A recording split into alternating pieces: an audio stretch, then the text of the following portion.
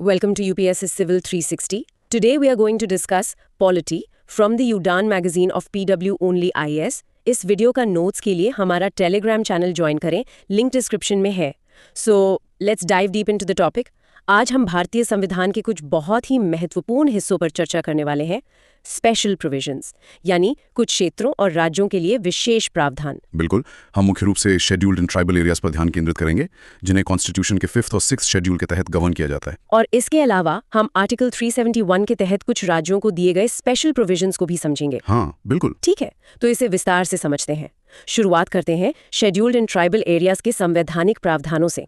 सबसे पहले constitutional provisions की बात करते हैं। संविधान में ये कहाँ दिए गए हैं? देखिए, आर्टिकल 244 और पार्ट 10 में शेड्यूल्ड एरियाज यानी एसएज और ट्राइबल एरियाज यानी टीएज के लिए एक स्पेशल एडमिनिस्ट्रेशन सिस्टम की व्यवस्था है। और यहीं पर 5th शेड्यूल और 6th शेड्यूल का जिक्र आता है ना? हाँ, 5th शेड्यूल असम, मेघालय, त्रिपुरा और मिजोरम, जिसे हम AMTM कहते हैं, इनको छोड़कर सभी राज्यों में शेड्यूल्ड एरियाज और ट्राइब्स के एडमिनिस्ट्रेशन से संबंधित है। अच्छा। और जो 6th शेड्यूल है वो विशेष रूप से इन्हीं 4 राज्यों यानी असम, मेघालय, त्रिपुरा और मिजोरम के ट्राइबल एरियाज के एडमिनिस्ट्रेशन को गवर्न करता है। तो इसका मतलब है कि 5th और 6th शेड्यूल दोनों का उद्देश्य शेड्यूल्ड ट्राइब्स के हितों की रक्षा करना ही है। सही कहा। अब इन दोनों शेड्यूल्स के बीच के अंतर को समझना जरूरी है। पर्पस से शुरू करते हैं। 5th शेड्यूल का उद्देश्य शेड्यूल्ड एरियाज का सुपरविजन और एडमिनिस्ट्रेशन करना है। Okay, supervision and administration. जबकि 6th शेड्यूल का उद्देश्य ऑटोनॉमस डिस्ट्रिक्ट्स में डिस्ट्रिक्ट और रीजनल काउंसिल्स का गठन, उनकी शक्तियों और कार्यों को निर्धारित करना है। अच्छा, और कवरेज के मामले में? 5th शेड्यूल, जैसा मैंने बताया, AMTM राज्यों को छोड़कर सभी शेड्यूल टेरिटरीज में ट्राइबल हितों की रक्षा करता है। और 6th शेड्यूल? 6th शेड्यूल उन शेड्यूल रीजन्स को एड्रेस करता है जो 5th शेड्यूल में शामिल नहीं हैं। मतलब AMTM स्टेट्स। एग्जैक्टली। अब स्पेशल एरियाज की बात करें तो 5th शेड्यूल AMTM को छोड़कर अन्य राज्यों में ट्राइबल कम्युनिटीज की सुरक्षा करता है। और 6th शेड्यूल नॉर्थ ईस्टर्न राज्यों पर ही फोकस्ड है। हाँ, असम, मेघालय, त्रिपुरा और मिजोरम में ट्राइबल कम्युनिटीज के कल्याण पर केंद्रित है। तो जो एडवाइजरी काउंसिल का कॉन्सेप्ट है वो किस शेड्यूल में है? 5th शेड्यूल एक ट्राइबल एडवाइजरी काउंसिल की स्थापना करता है। और 6th शेड्यूल में? 6th शेड्यूल ऑटोनॉमस डिस्ट्रिक्ट्स में डिस्ट्रिक्ट और रीजनल काउंसिल्स के अधिकार और कार्यों को डिफाइन करता है। वहाँ काउंसिल को ज्यादा पावर है। राइट। और गवर्नर के रोल में क्या अंतर है? 5th शेड्यूल में गवर्नर को यूनिक लोकल नीड्स के लिए कानून को अडेप्ट करने का अधिकार है। ठीक है। जबकि 6th शेड्यूल में गवर्नर को 6th शेड्यूल के अनुसार रीजन्स को ऑटोनॉमस डिस्ट्रिक्ट काउंसिल जुरिसडिक्शन के रूप में डेजिग्नेट करने की अनुमति देता है। चलिए अब 5th शेड्यूल के एडमिनिस्ट्रेशन ऑफ शेड्यूल्ड एरियाज पर गहराई से बात करते हैं। इन क्षेत्रों पर स्पेशल अटेंशन क्यों दिया जाता है? उनके डिस्टिंक्ट सोशियो इकोनॉमिक प्रोफाइल के कारण इन क्षेत्रों पर सेंट्रल गवर्नमेंट की भूमिका ज्यादा होती है। ओके। इसीलिए प्रेसिडेंट शेड्यूल्ड एरियाज के एडमिनिस्ट्रेशन और शेड्यूल्ड ट्राइब्स यानी STs के वेलफेयर पर रिपोर्ट देने के लिए एक कमीशन नियुक्त करते हैं। ये कभी भी कर सकते हैं? हाँ, प्रेसिडेंट इसे कभी भी नियुक्त कर सकते हैं, लेकिन संविधान के लागू होने के 10 साल के भीतर एक कमीशन नियुक्त करना अनिवार्य था। क्या ऐसे कोई नोटेबल कमीशंस बने हैं? हाँ, बिल्कुल। UN ढेबर कमीशन 1960 और दिलीप सिंह भूरिया कमीशन 2002 इसमें प्रमुख हैं। अच्छा, तो 2024 तक शेड्यूल्ड एरियाज किन-किन राज्यों में मौजूद हैं? अभी 10 राज्यों में है। आंध्र प्रदेश, तेलंगाना, झारखंड, छत्तीसगढ़, गुजरात, हिमाचल प्रदेश, मध्य प्रदेश, महाराष्ट्र, ओडिशा और राजस्थान। और इन शेड्यूल्ड एरियाज को डिक्लेयर कौन करता है? ये एक इंपॉर्टेंट सवाल है। प्रेसिडेंट।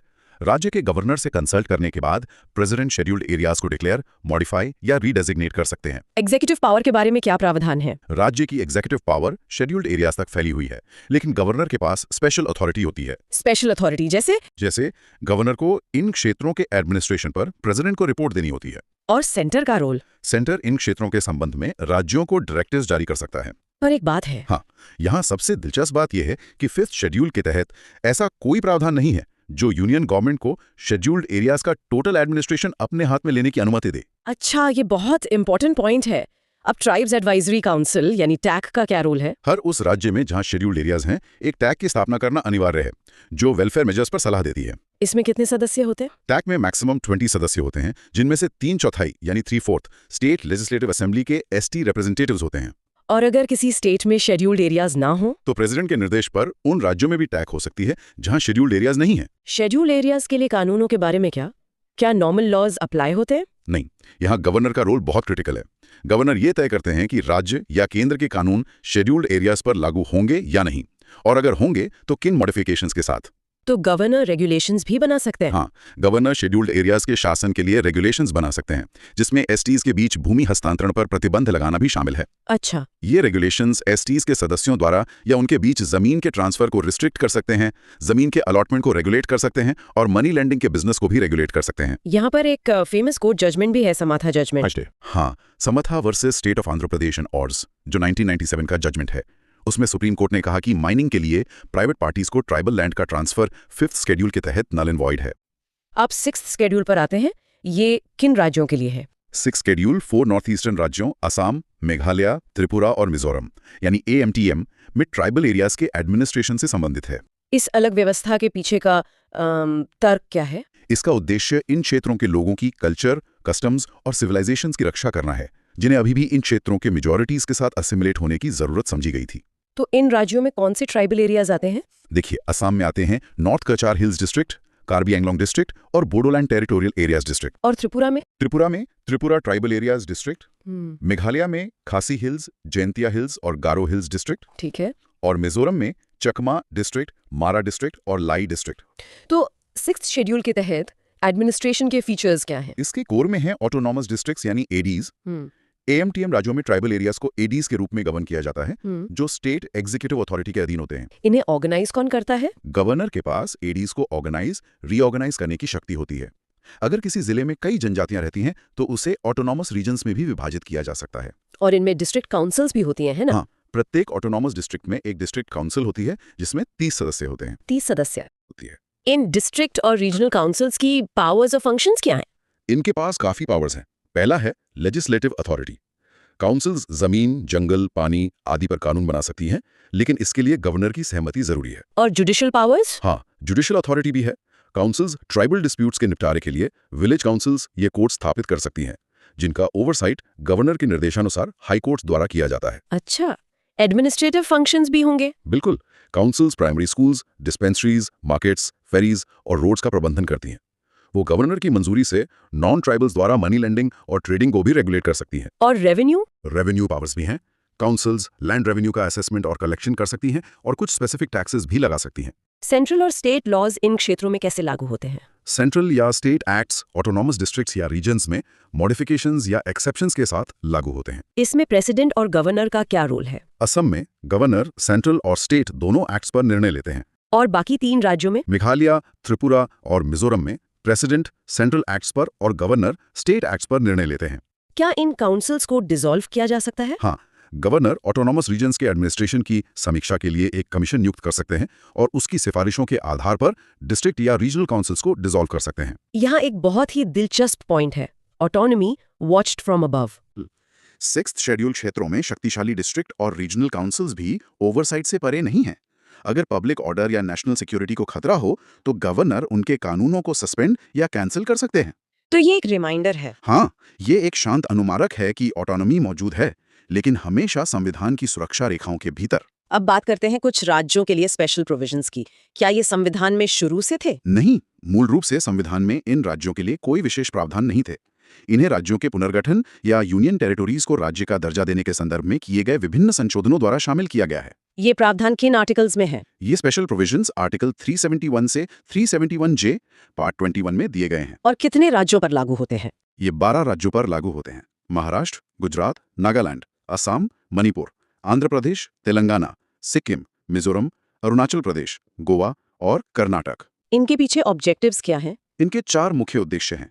पहला, पिछड़े क्षेत्रों के लोगों की आकांक्षाओं को पूरा करना। दूसरा, ट्राइबल लोगों के सांस्कृतिक और आर्थिक हितों की रक्षा करना। तीसरा, राज्य के स्थानीय लोगों के हितों की रक्षा करना।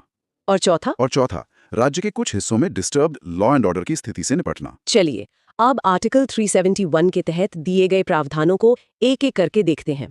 सबसे पहले महाराष्ट्र और गुजरात, यानी आर्टिकल 371। यहाँ गवर्नर की कुछ विशेष जिम्मेदारियां हैं, जैसे विदर्भा, मराठवाड़ा, सौराष्ट्र और कच्छ के लिए डेवलपमेंट बोर्ड्स की स्थापना करना। और क्या है? विकास के लिए फंड्स का समान आवंटन, टेक्निकल एजुकेशन और वोकेशनल ट्रेनिंग के लिए सुविधाएं, और इन क्षेत्रों के लिए राज्य सेवाओं में एम्प्लॉयमेंट अपॉर्चुनिटीज। गवर्नर इसकी रिपोर्ट देते हैं। हाँ, स्टेट लेजिस्लेटिव असेंबली को एनुअल परफॉर्मेंस रिपोर्ट्स प्रस्तुत करना उनकी जिम्मेदारी है।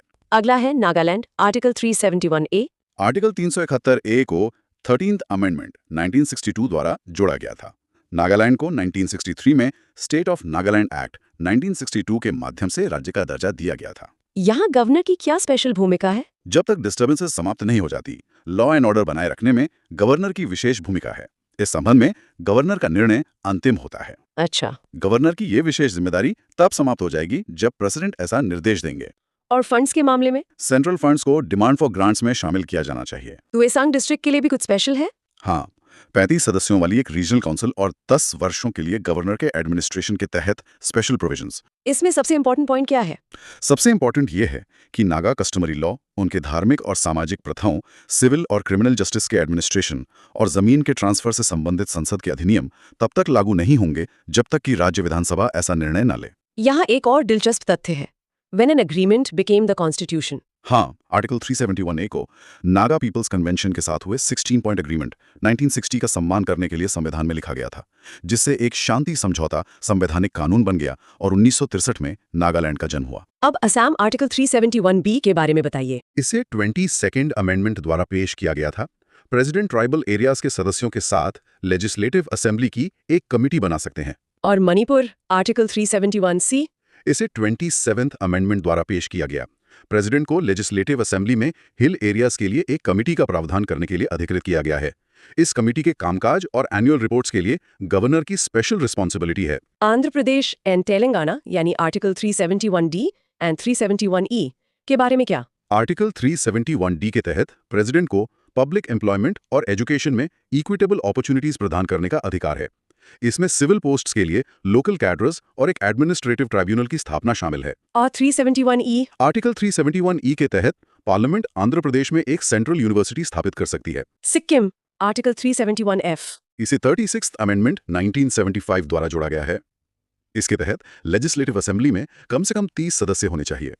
और लोकसभा सीट? सिक्किम को एक लोकसभा सीट आवंटित है और शांति बनाए रखने और सामाजिक और आर्थिक हितों को आगे बढ़ाने में गवर्नर की विशेष भूमिका है। तो प्रेसिडेंट का क्या रोल है? प्रेसिडेंट इंडियन यूनियन के किसी भी राज्य में लागू किसी भी कानून को मॉडिफिकेशंस और रेस्ट्रिक्शंस के साथ सिक्किम में बढ़ा सकते हैं। Mizoram article 371G? इसे 53rd अमेंडमेंट 1986 द्वारा जोड़ा गया। कुछ मामलों पर पार्लियामेंट के एक्ट्स तभी लागू होते हैं जब स्टेट असेंबली सहमत हो और लेजिस्लेटिव असेंबली में कम से कम 40 सदस्य होने चाहिए। यहाँ एक एक्स्ट्रा इन्फॉर्मेशन है। हाँ, राजधानी ईटानगर का नाम ऐतिहासिक ईटा फोर्ट यानी ईटों का किला के नाम पर रखा गया है। अच्छा। अब अरुणाचल प्रदेश आर्टिकल 371H, इसे 55th अमेंडमेंट द्वारा जोड़ा गया। लॉ एंड ऑर्डर के लिए गवर्नर की रिस्पॉन्सिबिलिटी है और उनका निर्णय अंतिम होता है। लेजिस्लेटिव असेंबली में कम से कम 30 सदस्य होने चाहिए। Goa article 371I? इसे 56th अमेंडमेंट 1987 द्वारा जोड़ा गया। इसके अनुसार लेजिस्लेटिव असेंबली में कम से कम 30 सदस्य होने चाहिए। और अंत में कर्नाटका आर्टिकल 371J? इसे 98th अमेंडमेंट द्वारा पेश किया गया। इसके तहत हैदराबाद कर्नाटका रीजन के लिए एक डेवलपमेंट बोर्ड की स्थापना की गई है। और इसका काम? ये बोर्ड डेवलपमेंट इनिशिएटिव्स की देखरेख करेगा और ट्रांसपेरेंसी के लिए एनुअल रिपोर्ट्स देगा। ठीक है। साथ ही स्थानीय निवासियों के लिए एजुकेशन और वोकेशनल ट्रेनिंग इंस्टीट्यूशंस और स्टेट गवर्नमेंट पोस्ट में समान फंड एलोकेशन और रिजर्वेशंस का प्रावधान है। अब एक बहुत ही चर्चित विषय पर आते हैं, स्पेशल कैटेगरी स्टेटस यानी SCS। क्या इसका प्रावधान संविधान में है? नहीं, भारतीय संविधान SCS के लिए प्रावधान नहीं करता है। इसे 1969 में 5th फाइनेंस कमीशन की सिफारिशों पर पेश किया गया था। अच्छा। इसमें कुछ राज्यों की यूनिक नीड्स को एड्रेस करने, कल्चरल डिस्टिंक्टिवनेस को बनाए रखने और एडमिनिस्ट्रेटिव ऑटोनॉमी सुनिश्चित करने के लिए विशेष प्रावधान शामिल हैं। SCS के लिए क्राइटेरिया क्या है? 5 मुख्य क्राइटेरिया हैं। पहला, हिली टेरेन जैसे हिमाचल प्रदेश। दूसरा, लो पॉपुलेशन डेंसिटी या सिग्निफिकेंट ट्राइबल पॉपुलेशन जैसे अरुणाचल प्रदेश। तीसरा, स्ट्रेटेजिक बॉर्डर लोकेशंस जैसे जम्मू एंड कश्मीर। और चौथा, इकोनॉमिक बैकवर्डनेस जैसे उत्तराखंड। और पांचवा, वीक फाइनेंसेस जैसे मणिपुर। इसमें हाल ही में क्या बदलाव हुए हैं? 14th फाइनेंस कमीशन ने प्लान असिस्टेंस में अंतर को समाप्त कर दिया, लेकिन SCS का दर्जा पॉलिटिकल रूप से जारी है। इसे केवल नॉर्थ ईस्टर्न राज्यों और 3 पहाड़ी राज्यों के लिए बनाए रखा गया है। अच्छा। इसने रिसोर्स गैप को भरने के लिए टैक्स डेवल्यूशन को 32% से बढ़ाकर 42% कर दिया। चलिए अब अपने अंतिम खंड की ओर बढ़ते हैं, ऑफिशियल लैंग्वेज इन इंडिया। संविधान के पार्ट 17 में ऑफिशियल लैंग्वेज पर कॉन्स्टिट्यूशनल प्रोविजंस दिए गए हैं। सबसे पहले languages of the union. Article 343 कहता है कि हिंदी देवनागरी लिपि में यूनियन की ऑफिशियल लैंग्वेज है।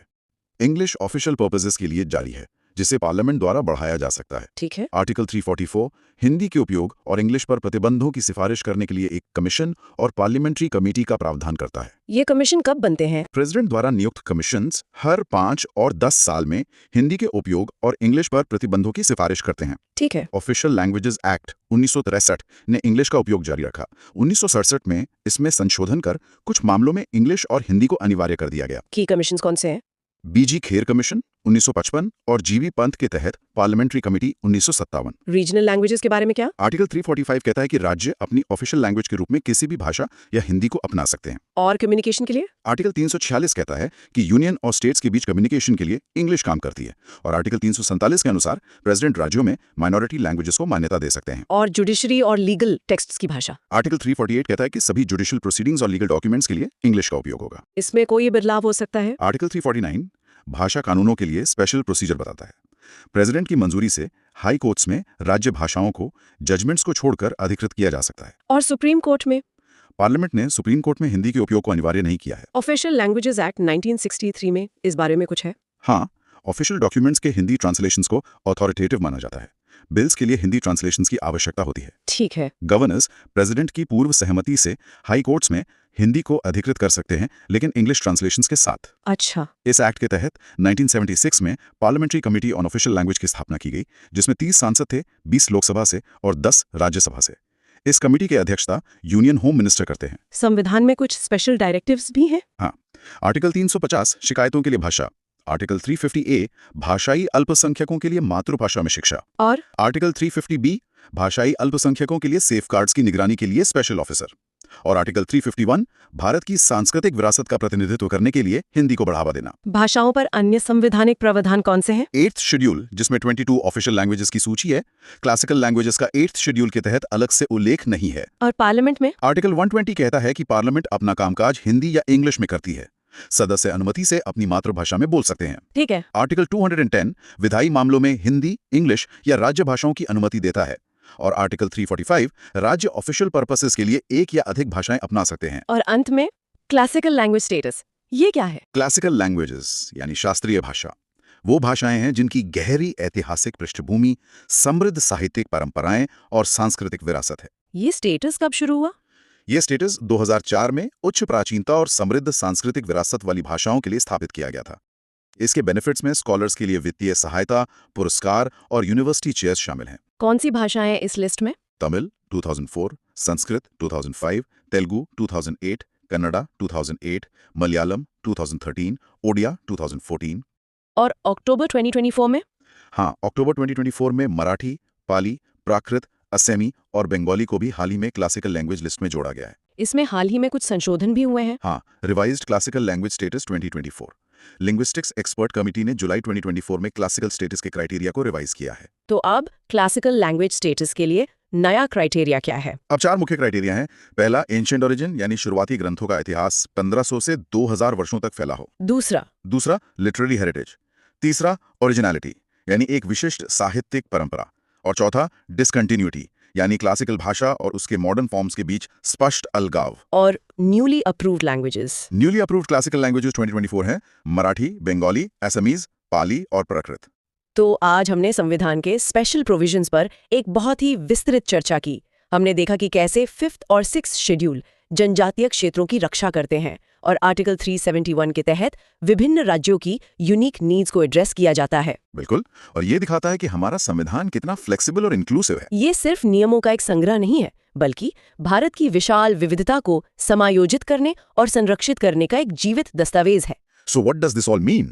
इसका मतलब है कि भारतीय संविधान निर्माताओं ने एकता और विविधता के बीच एक नाजुक संतुलन बनाने की कोशिश की। और ये एक महत्वपूर्ण प्रश्न उठाता है। ये सभी स्पेशल प्रोविजंस संतुलन बनाने की एक कोशिश है नेशनल इंटीग्रेशन और रीजनल ऑटोनॉमी के बीच। सोचने वाली बात यह है कि बदलते समय के साथ क्या इन प्रोविजंस को रिवैल्यूएट करने की जरूरत है, या ये आज भी उतने ही रेलेवेंट हैं जितने तब थे जब इन्हें बनाया गया था।